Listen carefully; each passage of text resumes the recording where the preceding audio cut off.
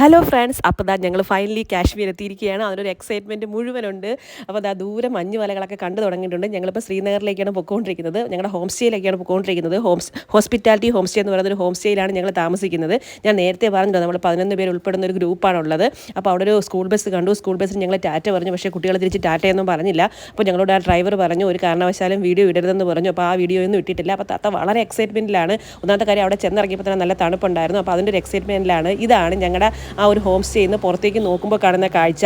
ശരിക്കും അങ്ങ് ദൂരെ ദാൽ തടാകം കാണാൻ പറ്റും. പക്ഷേ അത് വീഡിയോയിൽ എത്രത്തോളം കാണത്തുണ്ടെന്ന് എനിക്ക് അറിയത്തില്ല. അപ്പോൾ അവിടുത്തെ ഒരു ഹോസ്പിറ്റാലിറ്റി എന്ന് പറഞ്ഞാൽ ഇങ്ങനെയാണ്.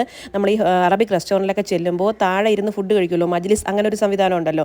അതേ സംവിധാനമാണ് ഇവിടെയും ഉള്ളത്. അപ്പോൾ ഞങ്ങൾ ഒരു പരവതാനി വിരിച്ചിട്ട് എൻ്റെ താഴെ ഇരുന്ന് ഞങ്ങൾ ഫുഡ് കഴിക്കാറുള്ളത്. അപ്പോൾ ആ വീഡിയോയിൽ കാണുന്ന ആളും അദ്ദേഹത്തിൻ്റെ 2 അനിയന്മാരും കൂടെ ചേർന്നാണ് ഈ ഹോസ്പിറ്റാലിറ്റി ഹോം സ്റ്റേ നടത്തുന്നത്. അപ്പോൾ ഞങ്ങൾ ചെന്നത് ടീ ടൈം ആയതുകൊണ്ട് ആ ഒരു സമയത്ത് ചായയും സ്നാക്സും ഒക്കെ തന്നു. അത് കഴിഞ്ഞതിന് ശേഷം രാത്രിയിലത്തെ ഫുഡാണ് നമ്മളിപ്പോൾ അടുത്ത് ചെയ്യാൻ പോകുന്നത്. അപ്പോൾ അതിന് മുൻപ് കൈ കഴുകുന്ന അവരുടെ ഒരു രീതിയാണ് ഇങ്ങനെ. അപ്പോൾ വാഷ് ബേസിനോ അങ്ങനെ സൗകര്യങ്ങളൊന്നും ഇല്ല. അവർ തന്നെയാണ് ഇത് കൊണ്ടുവന്ന് തരുന്നത്. അതിനുശേഷം ആഹാരം കഴിച്ചതിന് ശേഷവും അവർ ഈ വെള്ളം ഇങ്ങനെ കൊണ്ടുതരും നമുക്ക് കൈ കഴുകാൻ വേണ്ടിയിട്ട്. അപ്പോൾ ഞാൻ നേരത്തെ പറഞ്ഞ ഒരു അനിയനാണ് ആ കാണുന്നത് വീഡിയോയിൽ. അപ്പോൾ ഫുഡെന്ന് പറഞ്ഞാൽ വളരെ ടേസ്റ്റിയുള്ള ഫുഡായിരുന്നു.